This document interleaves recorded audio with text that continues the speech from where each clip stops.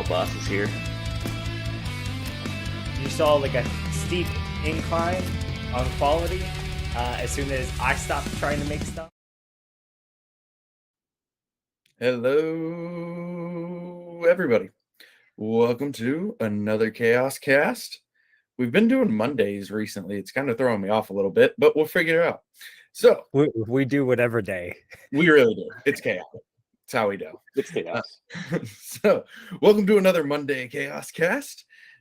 We have with us SunBear again as a third host with us this week, which we're excited about. Always happy to have our favorite bear of sun here online with us.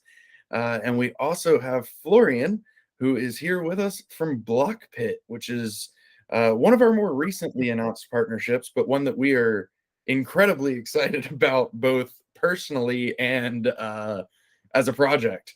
So thanks, Florian, for taking some time and joining us. Yeah, it's a pleasure. Thanks for having me. Absolutely. So Florian's here from Blockpit. We'll just go ahead and throw you straight into the fire. You want to give us a little bit of background of what Blockpit does? Yeah, so the elevator pitch, right? So basically, we're a crypto tax solution that narrows it down. So most people living in heavily regulated countries like the US or Europe know what taxes are, and that there is quite an issue if you don't pay them. And so we sat down 6 years ago and we're like, oh, crypto is quite complicated. There's a lot of data. It's not standardized. Nobody has a clue. But at some point in the future, there will be. And we'd rather stay on the compliance side of business. And yeah, started building like a software as a service application, web app, mobile app, where you connect your exchanges, you connect your wallets, and we automatically calculate your tax liabilities. Tax optimization stuff as well, like tax loss harvesting. But yeah, mostly just like giving you the security to have everything documented and calculated in a legally compliant manner. Yeah, I gotta say, there's times where I feel like I don't have that many like extreme goals in life, but generally speaking, avoiding prison is one of them at pretty much all times. So I do enjoy staying tax compliant because that's one that there's not a lot of wiggle room on, and I don't like to push that boundary. I don't want to get on the blacklist, right, of the IRS or whatever authority it is in your respective country, because once you're in there, it's gonna become pretty annoying. Yeah. If the IRS is listening right now, I love you and I do everything I can right. Bullhorn, I'm just imagining like your New Year's resolutions. You like writing them down. You know, it's early New Year's morning. Stay out of prison. It's like number 3. That's what his parents have been wishing for his whole life. Yeah, so sometimes I got to remind myself of that one periodically, but hey, things happen. It's an ambitious goal. Yeah. It is. So what does the flow for Blockpit look like? So the flow for a user of Blockpit, I assume, is you create an account, right? We still have like a old school email password login, but there's gonna be wallet connections and stuff like this coming up in the future. And once you're in, first of all, there's nothing, and then you connect your wallets or your exchanges. And maybe I'll share a screen and just like take you through it. Yeah, it's always easier if you have a little bit of so I prepared this one. It's not empty. Usually this will be empty, but I already connected a few wallets here. So you just like add a new wallet, or we call it depots, as like wallets and exchange accounts and brokerages, banks accounts and stuff like this. We sub it under the depots. And here we have a variety of like exchanges. Probably often you know them, and I know there's something that you want to highlight later on. I saw it on the list. Let's take Binance for example, right? Almost every exchange offers you some kind of like an API key, or I hope they do, as it's the easiest way to get data, like setting it up once, right? You don't want to download your CSV Excel, upload it in your accounting tool. A few days later, you have more transactions. You download again, you upload again. API key, you get the connection, you get all the past data, and you get the future data in almost real time. So that would be it for the exchanges. And then obviously we have like on-chain data, which is probably a bit more of a challenge, but also I would say like the more interesting type, because it's immutable data, right? You just need to translate it into accounting ready data. And so we have the Kingdom chain in here. For example, you just give us your public key, and we load all the past data, future data. And what we are trying to do, and where we spend a lot of time in, especially for DeFi Kingdoms, is auto classifying that data into what actually happened. Like, is it staking, reward? Is it lending? Is it liquidity providing? Is it an airdrop? Is it like a fee for entering duels? And I'll show you that a little bit later, because I don't know how your wallets look like, but mine have a lot of transactions. And if you're using some third-party services that automate some stuff, you're going into tens of thousands, hundreds of thousands of transactions quite fast. And manually classifying all of that to be like treated in a tax compliant way, it's plainly possible, I would say. I don't And think it is Florian, Sure, yeah. Sorry.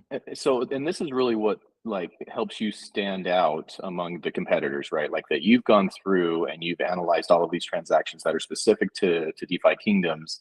And so you're able to calculate those transactions or classify those transactions in a way without us having to go back in and do a lot of that manually. Is that right?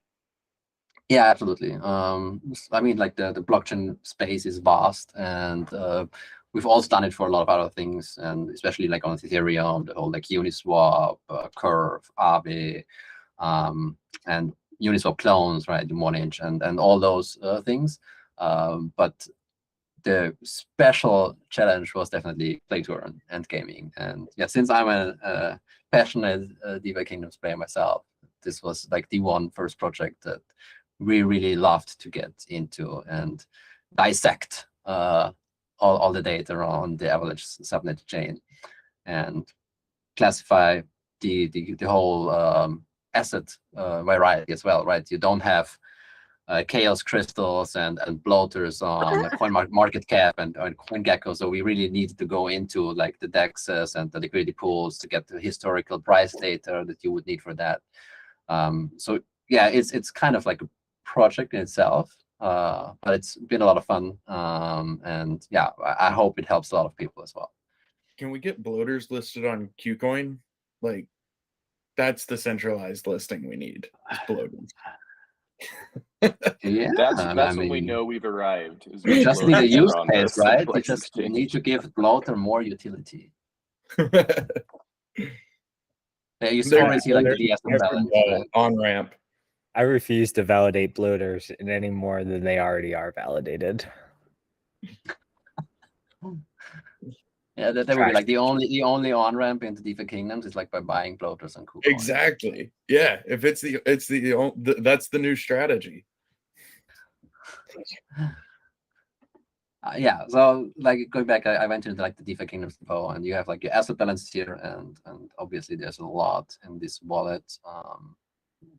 Dual participation trophies, everything's in there, and then we have the transactions, and here you already see they're pre-classified as like airdrops, spending, staking rewards. So this was probably a questing, and I think if you go in there, yeah, you see exactly the method as well on where it is derived from the blockchain.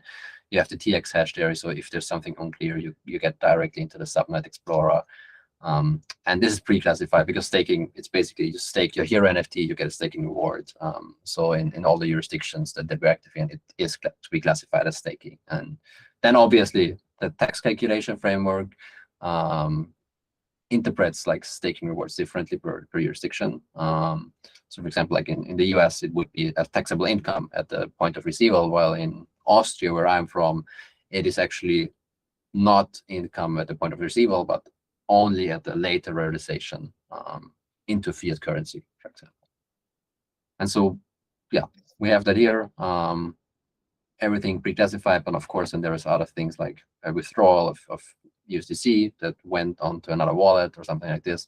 And you see it's not linked yet. So there is like the counterpart matching, and you obviously have like a cost basis and acquisition costs and stuff like this for a long-term short-term gains that you would need to transfer with the asset from one depot to another. And so by linking those with the other wallet that I haven't implemented yet in there, I think it's went to an exchange or something, those would get transferred. But this whole auto-linking process, it's mostly automated already, and there's actually a big update coming to the auto-linking next week that should improve it by quite a bit as well.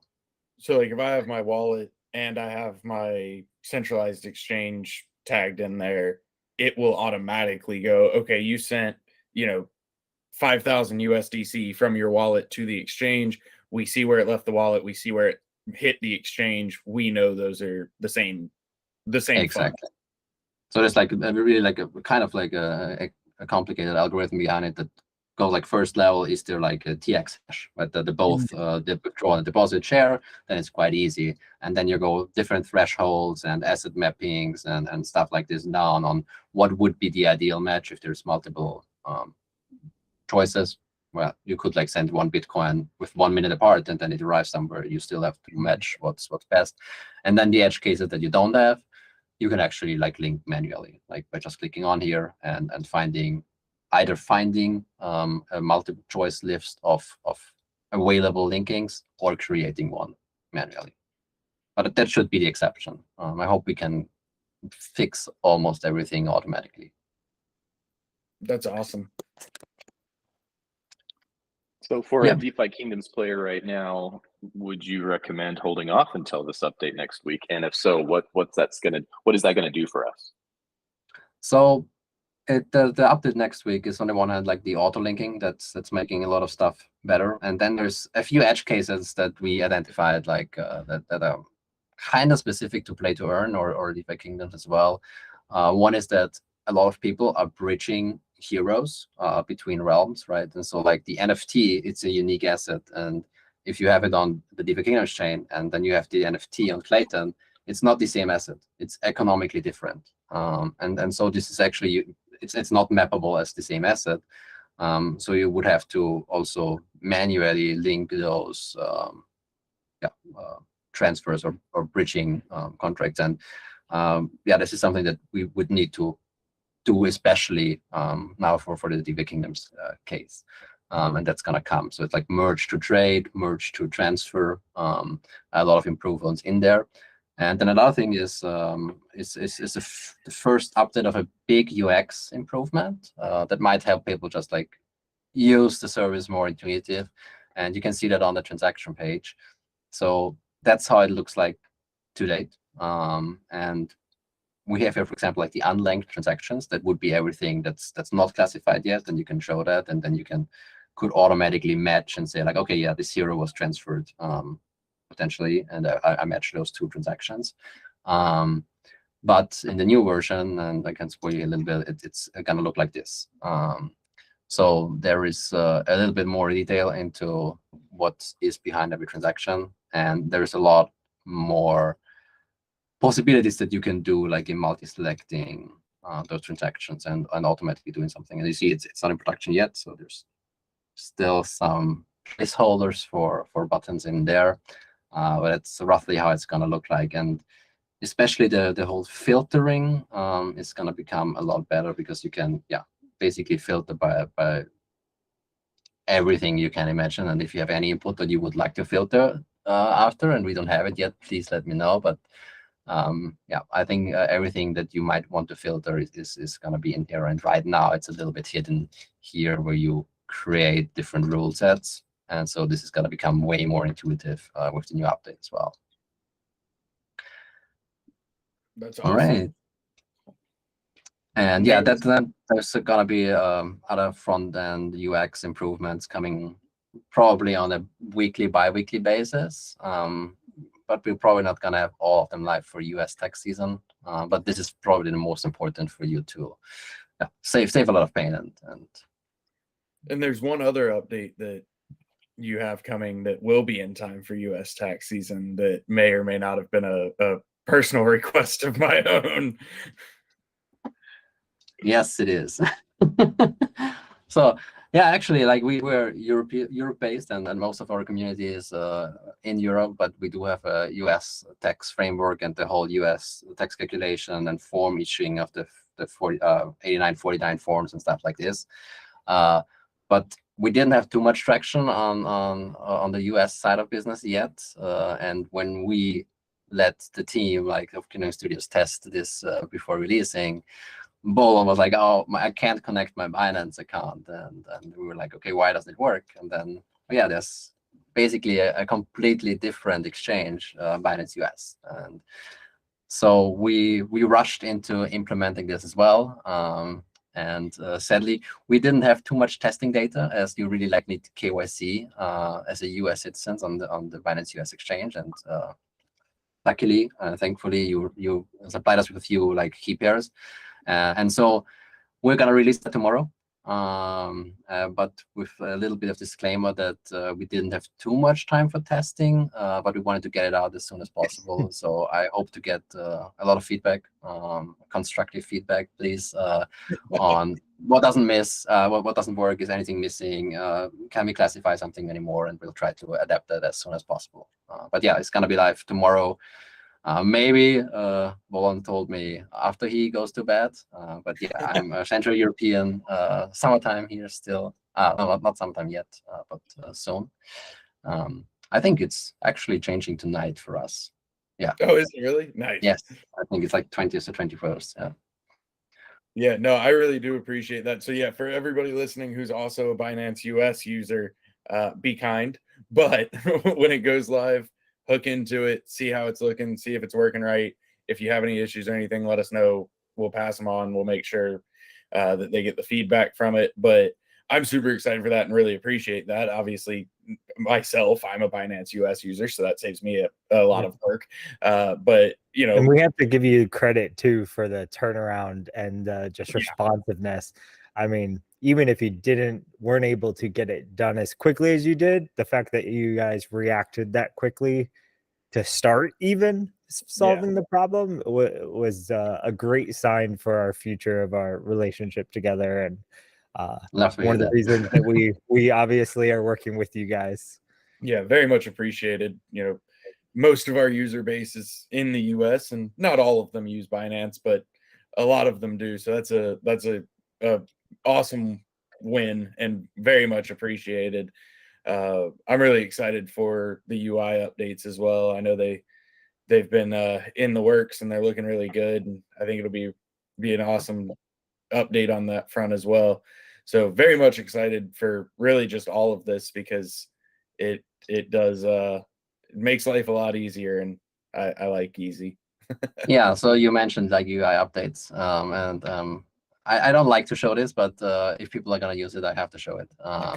So if you, at the moment, and a lot of this is going to be solved by the auto-linking and improvement of auto-linking, especially for bridging between the realms. Calculate your tax report. You're probably going to get a lot of warnings here that just say there's missing fiat values for different assets. And that is mostly because they're not classified as an action type, but they're like withdrawals or deposits. And at the moment of deposit withdrawal, we just assume the daily actual value, and we might not have that for certain points in time. And so you're going to get a big list here. In the new UI update, this list is going to be gone, and this is going to be summarized, and you're going to see what you have to fix in the transaction list. But right now, this might shock a few people. But don't worry, it doesn't actually stop the tax calculation. So you still get your report, and you're going to see that at the end that has successfully completed it. But you might be able to save on taxes on something if you actually like input manually a fiat value here. That is that like most of those are going to be resolved, and some might not. So it could actually be that there's some price data of an asset in early Harmony days that we might not have, and you might have to manually enter price data. And I'm going to show you this real quick. So it's just, you click on that and you said add fiat value, and you just put in the fiat value of euro, dollar, whatever, of one unit at that point in time, and then the issue is resolved. Okay. Yeah, that's super awesome. And yeah, Basically, the end product that you then get is like the tech support, and that looks different for every jurisdiction. And I haven't checked what okay, we have Germany set here in this demo account, so bear with me, it's in German, but it's kind of similar. So there's like a summary of your tax liabilities and the different tax categories, any like short-term, long-term differentiations, any like free limits that you might not have to pay taxes on. And then the forms that are pre-filled, you have like the net asset value change in the beginning of the tax year, end of the tax year, and then a single transaction list. And this is actually really something that you probably only need if the IRS tells you, tell me what you've done in crypto, and you like take this 6,000 page PDF and look for yourself. So you've got everything in there. We really like value compliance a lot, and so while you might not need it, it's always good to have it in the backhand. Yeah. No, it definitely is. Now I wish I had made Sashay come on the cast and we could just have him read this whole report to us for the next, well, like 38 hours probably. But we already torture that man by making him speak as What much did he as do? possible in private meetings. We just love his accent. So and he hates speaking, so I go out of my way to make we make him talk a lot. And I think Okay. bringing that into the public world would be kind of the extra level of meme. Yeah, I've put him on a couple AMAs now. He'll be all right. He's getting used to it. He is. So before we go at least temporarily off topic, because I do feel like it's expected and fair that we just go completely off the wall here in a minute. I really appreciate it. You've answered everything that I wanted to put you on the spot about.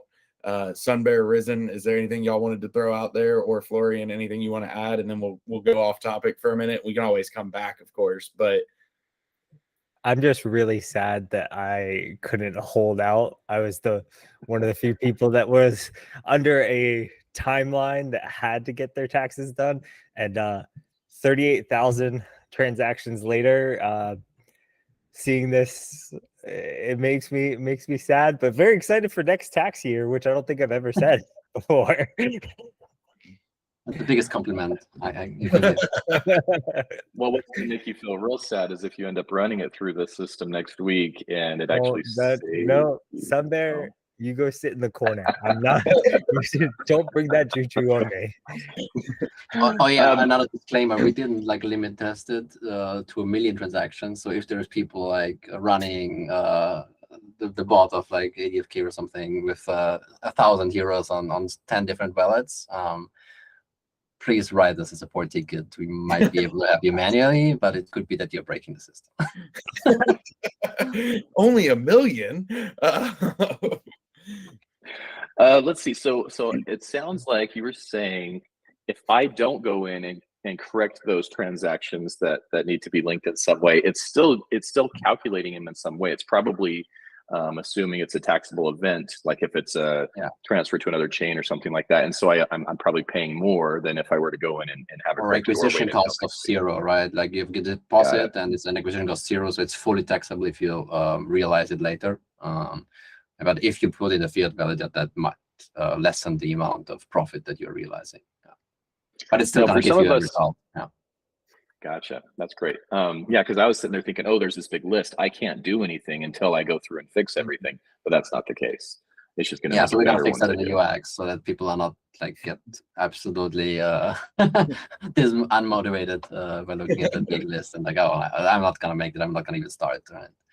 I'm sad that I can't do more than 2,740 transactions a day. Like that seems very restrictive. A good thing is you could, for example, like if you have a big list and later on you could filter it for those things that throw like a warning or an error, and then go and say like what are the biggest positions, right? That might actually make a difference, because not every 100 gold that you spend on dual fees might. I mean, those are classified anyway, but I don't know, whatever comes up, you might not want to get into like every cent, but you want to fix the big ones. That's how, when I was looking at mine last year, obviously without Blockpit, using Lila's Ledger, which was built by one of our community members, iOS code, shout out to him, and then taking it over to Coinly. Coinly's flagging an error because it doesn't know where these 6 bloaters came from. I'm like, yeah, I don't care. Like, it doesn't matter. You know, if you want to put a cost basis of 0 and I gain 2 cents, fantastic. Let's move on. So that'll be really cool to be able to kind of filter it of like, oh, this doesn't know where, you know, 10 grand came from. That's relevant. This 4 cents, not important enough. So that'll be really cool. I'm excited for that. Yeah, absolutely. So if we do find ourselves in a situation like Risen, where we're wondering, you know, what could I have done different with my taxes? Or even past years, like are you able to go back in like 2021 if you wanted to see if you could recalculate that? Because, you know, some of us had no idea what we were doing back then. I'm not speaking about myself. Harmony import is working as well. Not as well as the DeFi Kingdoms import because we couldn't test it, obviously. We did have a few wallets of back then, but not all the edge cases. So, and also price data. So please bear with us if there's something, especially when it comes to Harmony in the past, that you might have to fix manually. Yeah, there's only going to be so much you can do on that front. Yeah, and let's also focus on the fact that this is crypto. We're moving forward. We don't look back. If we spend any amount of time thinking, oh, I could have possibly done X, Y, and Z and saved myself money or made money, we would just endlessly fall into that void. I'm just glad that this is the last time I'll have to reference Harmony. Yeah, and if you realize anything crazy in the future, either give us a heads up and give you a little bit of alpha, or bear with us to implement that. So like dark summoning, for example, is something that we cannot do 100% complete yet because it's actually a trade of 2 NFTs for 1 new NFT, and you can't split an NFT. So it's like an N-to-1 trade, or just even like multiple inputs and multiple outputs. So there is like ways to kind of fake it, but it's in the pipeline, and that's going to be one of the bigger releases in the coming months. But yeah, whatever's coming out, we'll try to get it adapted and automated as soon as possible. So Be Easy, one of our community members, has done over 350 dark summons.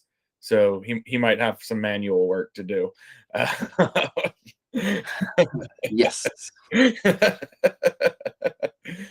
So I feel like it's only fair. We, threw you in the fire, put you on the spot, asked you for some alpha. I heard that you wanted to do a little digging. I saw something in the Discord today. And Hubert said it's someone with great Photoshop skills, but I hardly believe that. So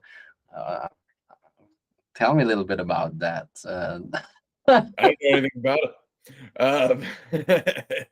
So yeah, no. If you were paying a whole lot of attention, or if you checked the PvP discussion channel in Discord and saw the person who was paying a whole lot of attention and snagged a screenshot, there might have been a momentary sneak peek of something that might be coming.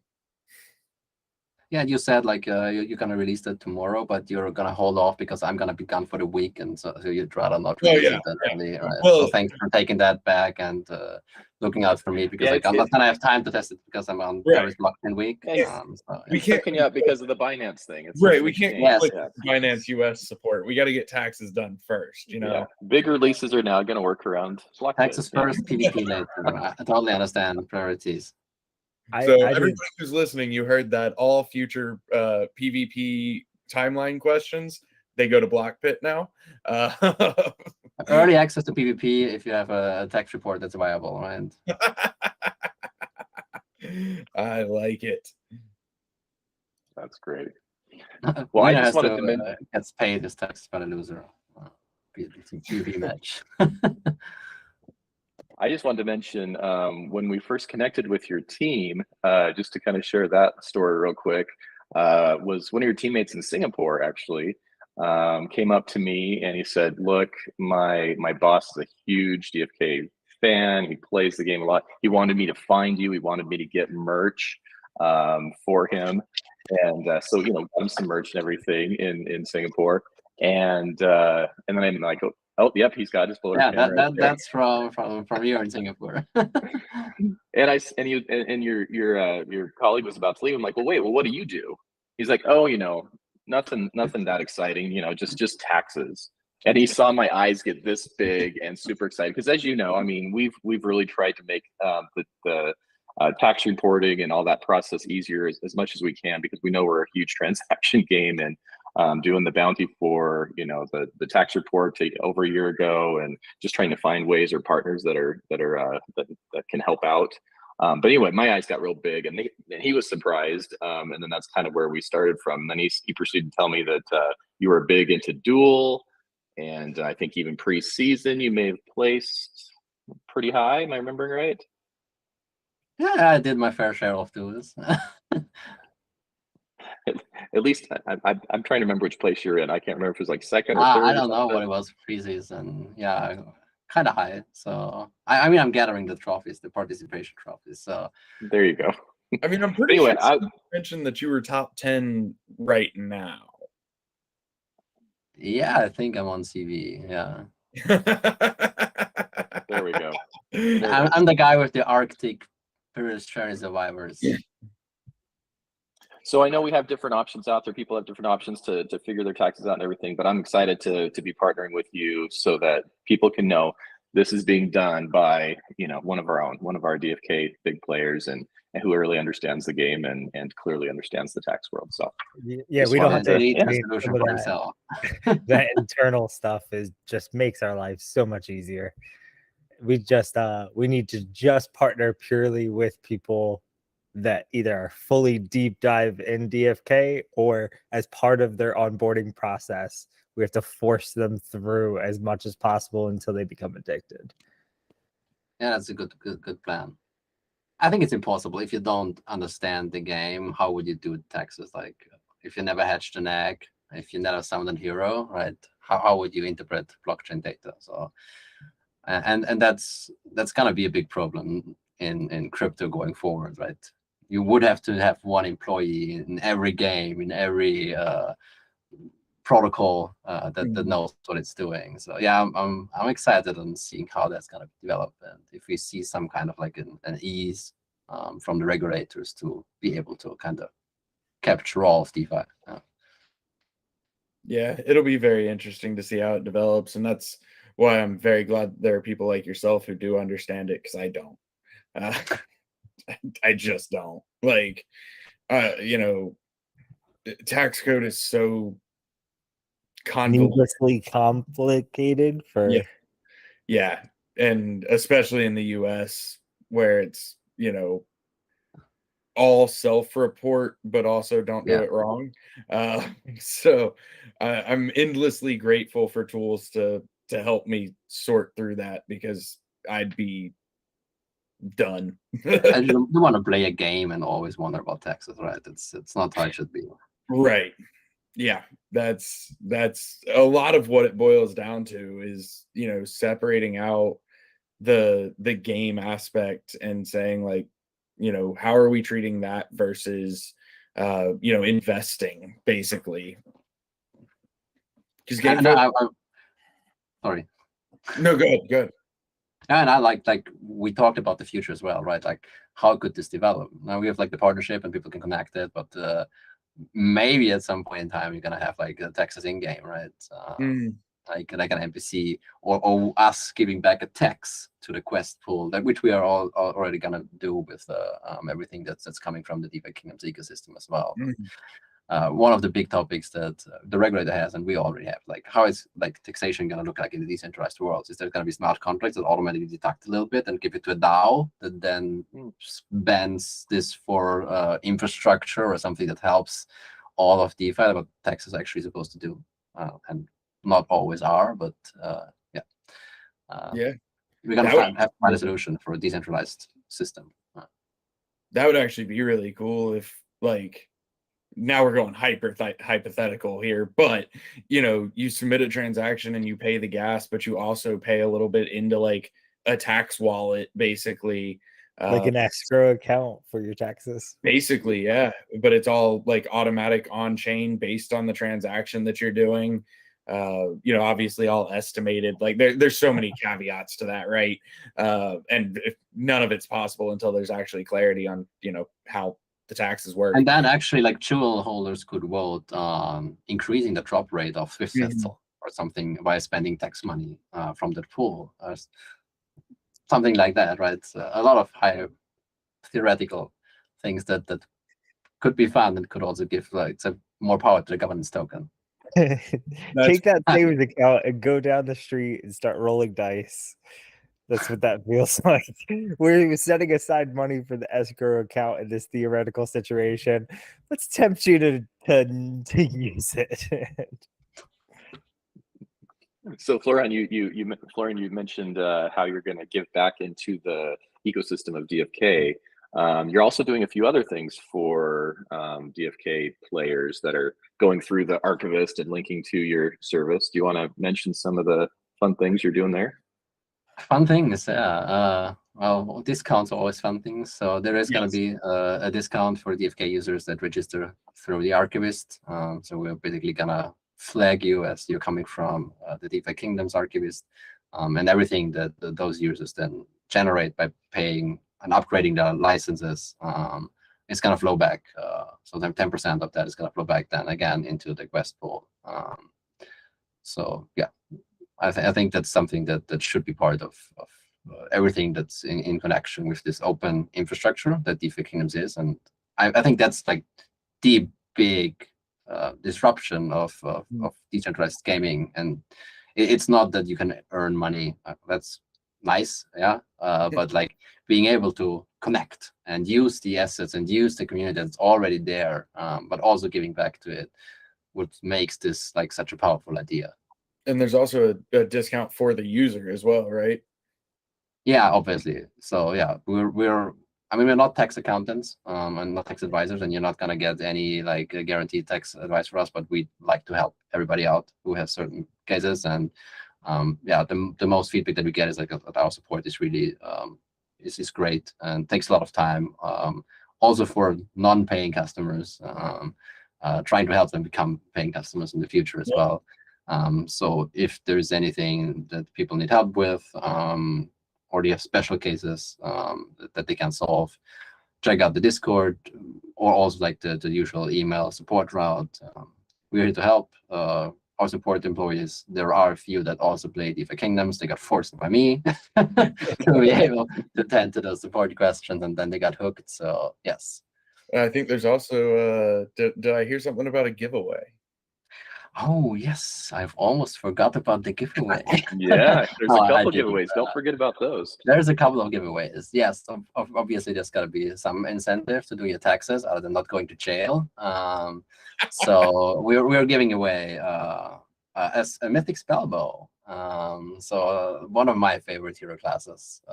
Everybody's gonna go crazy for Dread Knights, but actually like I'm myself like really aiming to get that Mythic Spellbow with an Arctic background. All my heroes have to have an Arctic background. That's kind of like my thing. And yeah, I've been trying for a long time now. And I've burned a lot of heroes. But yes, so we're giving away like that Mythic Spellbow. I think you can find it in the announcements if you scroll a little bit up. Maybe you're gonna repost it at some time when the deadline comes closer for everybody who pays like an advanced license or like a light size license or above until the 18th of April when like tax season ends. And then for everybody who does not want to pay but still want to try out the tool, we're also giving away chaos crystals for every registration. So we just like we love to have people try it out, give us feedback, and it's basically the participation reward, even if you're not gonna convert to a paying user here. Yeah, I don't think we actually have sent out those details yet, so we'll make sure we get that done after the cast, or it might be tomorrow, but we'll get that blasted out. But yeah, so anybody who registers, correct me if I'm wrong. Great chaos crystals, 10 pieces. And then anybody who pays for the light license or above? Yes, participates in the raffle for the Mythic Spellbow. That's awesome. That's awesome. I hope I would like to win that, but I'm excluded. So.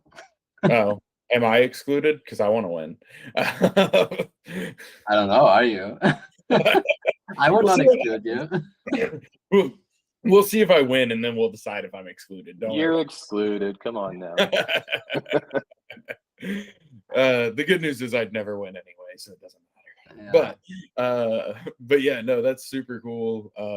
It's a great incentive for anybody who was thinking about checking out the tool, but for some reason had not already decided that they were going to.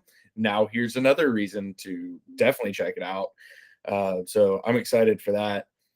I do want to take a minute to go completely off topic into random nothingness because we talked about it beforehand, and I feel like we just have to mention it every Chaos Cast at this point.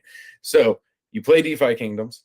She said you're a both Web 2 and Web 3 gamer. So what other games do you play? That changed a lot since I started at the company. Time has been scarce. But yeah, I was big into like World of Warcraft when I was younger. I still play. So I was big in Dota, then changed to League of Legends, and I still play League of Legends when I have time. And I've been trying out a lot of solo player games lately. Mostly what the community actually like recommended in terms of preparation for PvP. So I played the Darkest Dungeon. A lot of people say there's similarities in combat system, and after I played it, I can imagine it with the teasers that we got and the skills that we got. So I think that's a great preparation for everybody who wants to prepare. And it was a lot of fun, like great game. Yeah, and I think that's mostly about it. I've been waiting for Diablo 4.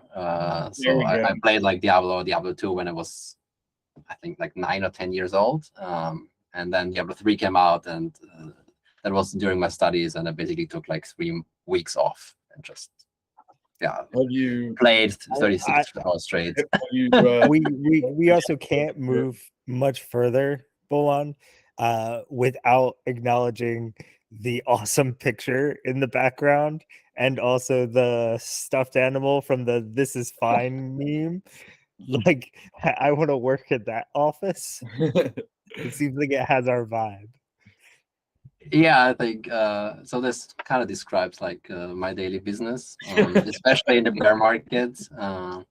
And this is actually it's an oil painting by, I don't know if everyone knows him, but Parov Stella is a musician, like founder of the Electro Swing, and he's actually Austrian, but he's quite famous in the US. And when there was COVID, he couldn't give any concerts, so he basically started painting. And so this is one of like 80 oil paintings that he did, and he also made an NFT out of 4 of those, which he animated and he composed the song. So it's like an animated building with music like composed.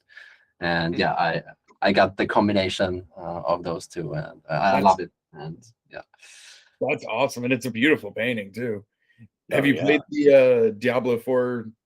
I guess it's like access. And then like the learning that I got at the release of Diablo 3 is like you can't log in anyway and release day, so I just rather like wait it out. And yeah, I'm probably gonna go into it like in April. There you go. Let tax season slow down a little bit. That's in July. Oh, okay. So European tax season is actually May until July. Wow, y'all are later in the year. I got a little bit more time. Yeah, we don't get any time. It's like, oh, year's over. Get on it. I do feel. Oh, found it. Is that the Mythic Salvo? That's the prize. Oh, That's a beauty. The matching crown and the spikes. I like it. When I win it, can it already be at 3,000 XP, please? I've been accumulating stamp bots for the last 2 months. I still expect people to really want them once PvP comes out, and so yeah, I'm really holding back to not stamp bot right now because I'm also waiting for level 10 quests and pet XP, because then the value of XP per stamp bots are gonna explode. But then I'm getting bashed in duels by those level 20, and I'm like, oh, I'm gonna stamp it now, and then I need to hold back. So please bring out level 10 quests soon. Doing pretty well from what I hear, so which is impressive. Duels. You have to have a strategy. Like, it's not Well, matching background is definitely something that you need to do, and most people don't do it. But I always have matching backgrounds, and then you have the new feature with like the class boosts, and so you I only play when so I have mixed. I don't have like I have one of every class, and I'm mixing that, and also one of every element, so I can't get countered. And then I'm only playing when the boosts are not for like Baka and Tricet that all do like dreads and dragoons, and so I play when there is like spell bows and seers where it's more of an even playing field, and then I go for luck. Gotta run away. Because they all have the lowest stat on luck. So yeah, I'm more of like an Excel guy, so I write like Excel lists of the stats of all my opponents, and then I look what I have to choose against them. Baka is an absolute beast in duels. I mean, it's ridiculous. It's insane. He has 9 dread, like 9 legendary and mythic dread. Yeah, it's wild. How many heroes are you dueling right now? Sorry? How many heroes do you have dueling right now, Florian? 9. So like I focus on like 9, but I have 2 like bears that are also above level 10 that I might switch if it makes sense. But yeah, it's like my squad of the 9 PJ survivors that I'm also gonna focus on, right? I'm more of like a steady guy. I'm not trying to do new heroes, but I got attached to those, and so I'm gonna level those. I'm gonna farm equipment for those. I'm gonna craft things for those, and I'm gonna stick to them, even if they're not gonna be the best. Yep. Which I know you said on the aesthetic front, you said you're the Arctic background guy. What other aesthetics are you focused on? So PJ is something, and they should be mythic or legendary as well. Okay. It's just like it just looks so much better if the card is shining in purple or orange. Colors. They're such colors. I agree. And then there are a lot of blue-haired ones. So I'm not really looking out for that. But so my first hero was a paladin monk, which is kind of nice because like I think like Ian from Workhorse, like his favorite class is paladin, and Hubert's is monk. So I have the paladin monk. So I might have that going for me. And then I built up everything around that hero. Loaded hero. That's my favorite hero, and it's always going to be. I'm never going to sell that one. I sent it on a perilous journey together with 2 other mythics, and 2 out of 3 survived. Nice. I'm treasuring those. So to this day, I have summoned 1 mythic hero. Myself that I've only summoned a single mythic hero myself. I haven't summoned a single one. I'm just unlucky. I just hope someone else summons them, and then I can get a good deal on the tavern. Yep, me too. Because I cannot summon them. Clearly, I will say I've done okay with legendaries. I think I've summoned probably like 5 or 6 legendaries, which I say is okay. It's probably not. It's probably really bad, but it makes me feel okay. But what is your take on pets? So I've already purchased a few pets with all the different bonuses on the different craftings because I want to have like 1 craft of every craft and have a bet with the maximum like the 3-star for 3 thing bonus. All right. So I'm holding on to those. Nice. Let's see. I'm hoping like for the XP bonus. So all of them are mythic because that's gonna be the biggest XP bonus I've heard so far. Mythic, but also not summoning. I bought them all. Like I didn't summon a single one. I just burned too much money. I only do dark summoning where I can take 2 mythics and I've a guaranteed new mythic. Right. And then I'll stone those. But yeah, that's as far as I go. I see. I love the pet hatching. I like hatching them. I find it fun. I have yet to hatch a single mythic pet. In fairness, my ratio on that one actually, my legendaries are pretty good. I think I'm like 7 out of 16 of my hatches have been legendary or something. Like it's a really high ratio, but I can't get a mythic. I can't get a mythic or a legendary. It's never happened. I have so many pets that I've hatched and nothing above a rare. Do you remember when we were in Singapore at the hotel and we were all hatching eggs and none of us could hit anything? It was just like common. I think I even sent you like 900 tiers or something because you were low on tiers. The tier spike. The tier spike was insane. I was like, oh, I'm never gonna summon again or hatch again. Yeah, that was crazy. Yeah. This was even before the spike. I ran out of so it was me, I think Risen was there for this. Yeah, No. it was me, Risen, SunBear, and Dreamer, and it was after And Pi. Pi was there. Yep, and it was in after the smallest room possible. in the smallest hotel room possible. It was after one of the days of Token. Like we had finished up, we went back to the hotel. We checked out of our place. That's You right. brought all of your luggage to our tiny room. Into the other shoebox. And so we all were like, oh yeah, we got some eggs to hatch. Like we should do that. And so 5 of us are sitting in this room. We're all hatching eggs, and just none of us can hit anything. It was the saddest event. We probably hatched 25 pets between us, and got nothing. There must be some restriction for team members. I Like we're limited extra or something. I think they found my OX. As if it's not new. But yes, I think there's a block on my OX, and I'd like it removed. I summoned 2 more commons today.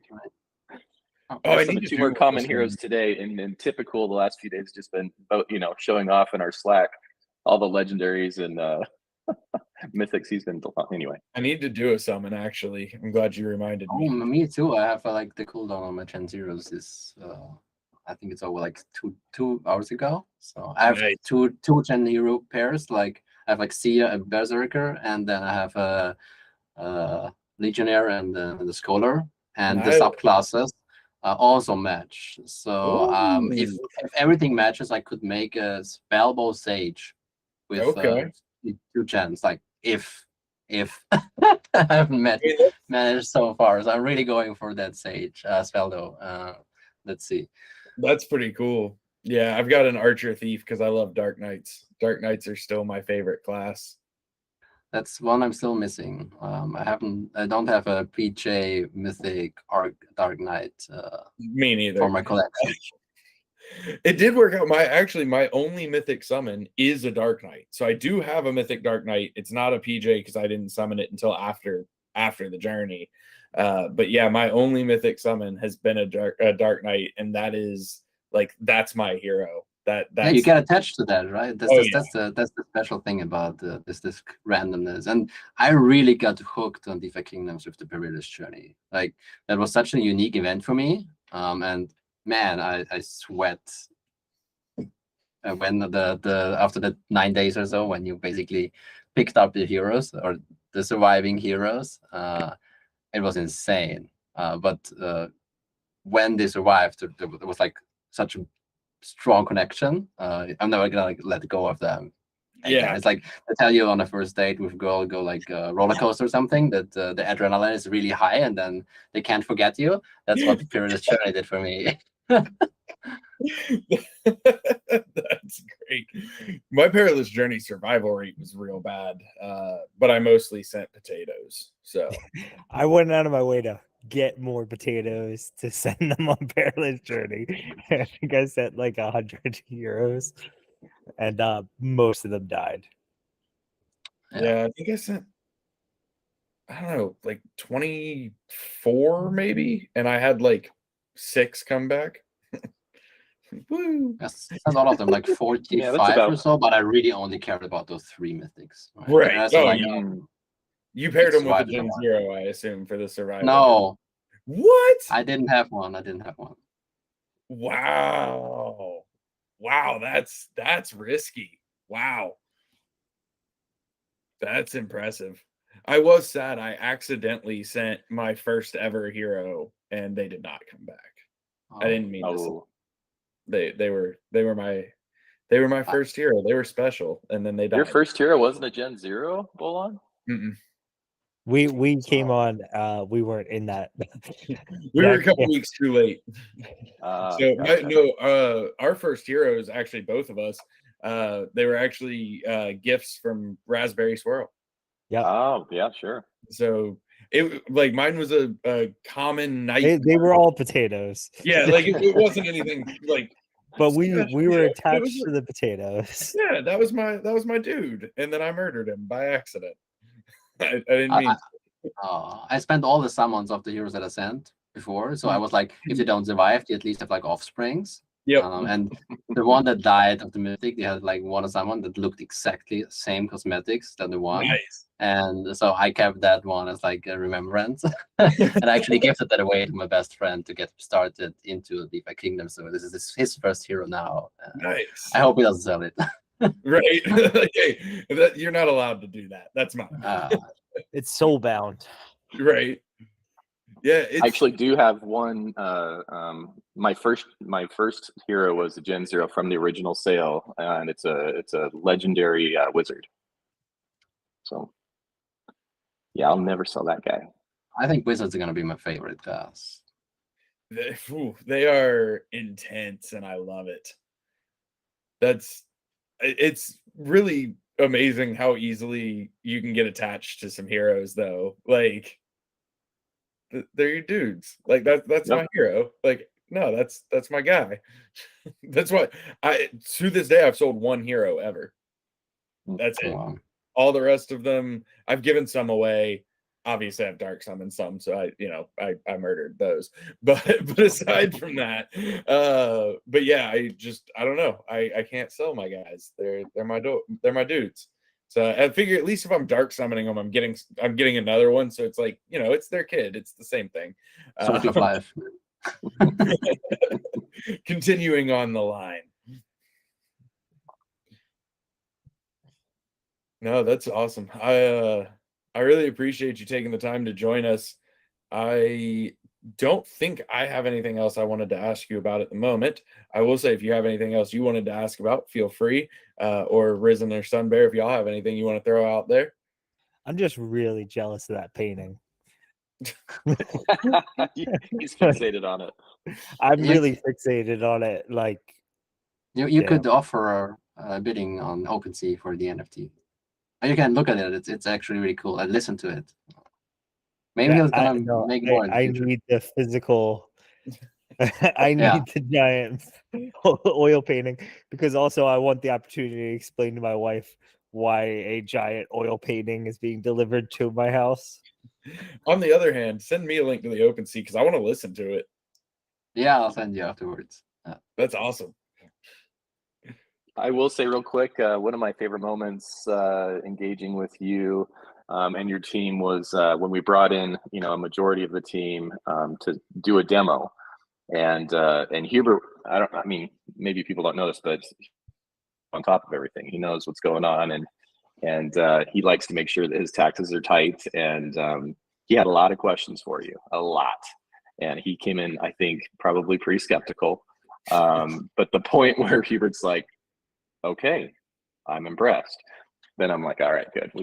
We've got a good product here. Huberts are a barometer on a lot of things, because if he likes something, he's put a lot of thought into it. Yeah, Yep, it's absolutely. amazing honor. No, really, like I'm listening to all the EMAs, and what Hubers must be doing, and in the background, it's like amazing. That guy's a massive brain. Yeah, for sure. Hopefully he's listening. And all the others, of course, as well. All the others. We'll clip it. Some of us are just here for the face. Like, but yeah, no, really appreciate you taking the time and joining us for the cast. SunBear, appreciate you hopping on as well as always. Thank you much. Huge kudos for everything you're doing, finding these partnerships and working with them, making them actually happen. Developing reality. Yeah. So many thanks to you for that. Thanks for having me. Thank you for everything that you've done and built so far, and will continue to do and build, and we're super excited for it. For everybody listening, if you have not checked out Blockpit, you should. Don't go to prison. Prison's bad. Win a mythic spellbow. And that's maybe a better incentive. Yeah, that's true. If you're going to prison, at least have a mythic spellbow. I'm just saying. But we really appreciate you tuning in as always and taking the time to hang out with us and listen to us. And we will catch everybody later. Goodbye. Bye.